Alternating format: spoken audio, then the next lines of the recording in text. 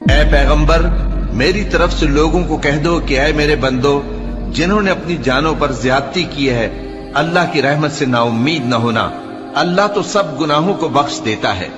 بے شک وہی تو ہے بڑا بخشنے والا، بڑا مہربان۔ اور اس سے پہلے کہ تم پر عذاب آ واقع ہو، اپنے پروردگار کی طرف رجوع کرو اور اس کے فرما بردار ہو جاؤ، ورنہ بعد میں تم کو مدد نہیں ملے گی۔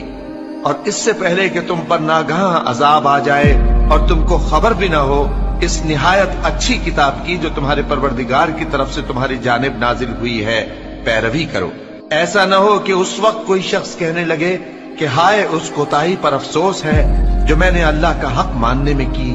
اور میں تو ہنسی ہی کرتا رہا، یا یہ کہنے لگے کہ اگر اللہ مجھ کو ہدایت دیتا تو میں بھی پرہیزگاروں میں ہوتا،